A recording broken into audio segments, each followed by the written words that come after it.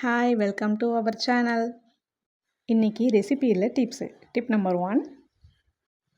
ஒரு lemon size புளி எடுத்து நான் ஊற வச்சு எடுத்திருக்கேன். அதை நல்லா கரைச்சி எடுத்துக்கலாம்.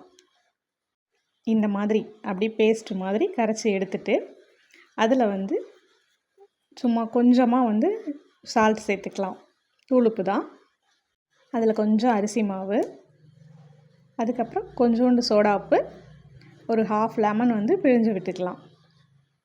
லெமன் பிழிஞ்சதுக்கப்புறமா அதை நல்லா கலக்கி விட்டுட்டு நல்லா கலக்கிடணும். அப்படியே நுர மாதிரி வருது பாருங்கள். இது எதுக்குன்னா நம்ம பூஜை சாமான்லாம் கழுவுவோம்ல, அதுக்காக. எண்ணெயெல்லாம் நிறையா கலப்படமாக இருக்கிறதுனால விளக்கு நம்ம வச்சுட்டு அடுத்த நாள் பார்த்த உடனேமே அது பச்சை கலரில் ஆகிடுது.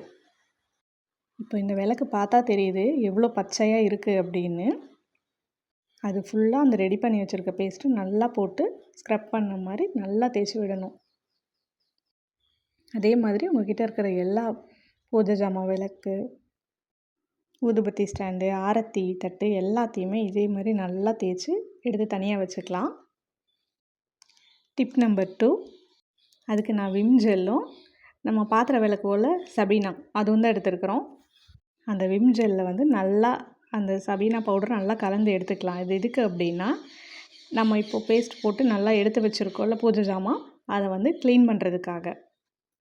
அந்த விம் ஜெல்லில் ஒரு ஹாஃப் லெமனை எடுத்து வச்சு அதை நல்லா அதில் டிப் பண்ணி நல்லா போட்டு அழுத்தி தேய்ச்சிங்க அப்படின்னா அதில் இருக்கிற எல்லா கருப்பு எல்லாமே விட்டுரும்.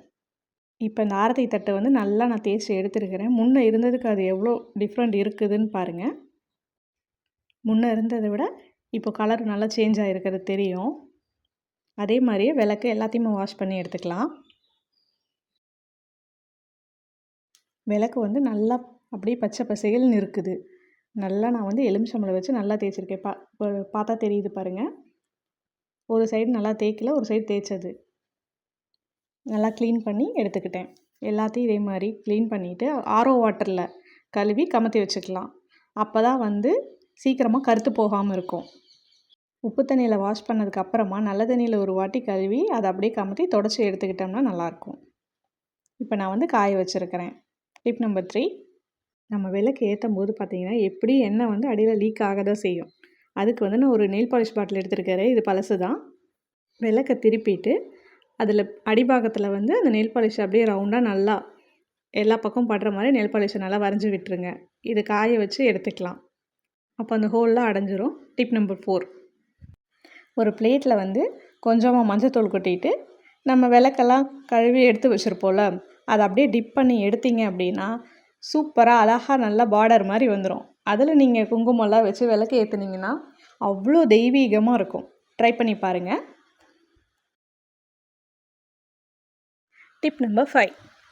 இந்த மாதிரி திரி பார்த்திங்கன்னா நம்ம விளக்கு வைக்கும்போது எண்ணெய் ஊற்றி திரியை வச்ச உடனேயுமே ஃபுல்லாக அப்படியே உறிஞ்சு எடுத்துரும்.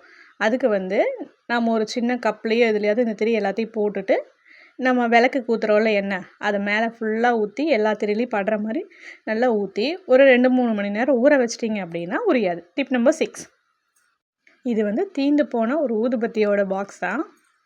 இது குட்டி குட்டியாக கட் பண்ணி எடுத்துருக்கிறேன். இதோட ஃப்ரேக்ரன்ஸ் ரொம்ப சூப்பராக இருக்கும். அதை ஏன் வேஸ்ட் பண்ணணும் அப்படின்னு இதை பீரோக்குள்ளே நம்ம சாரியெல்லாம் வச்சுருக்கோம்ல அதுக்குள்ளே வச்சுட்டோம் அப்படின்னா நல்லா மணமாக இருக்கும். ட்ரை பண்ணி பாருங்கள். எங்கள் சேனலை சப்ஸ்கிரைப் பண்ணுங்கள். தேங்க்ஸ் ஃபார் வாட்சிங். எல்லாருக்கும் கார்த்திகை திருநாள் நல்வாழ்த்துக்கள்.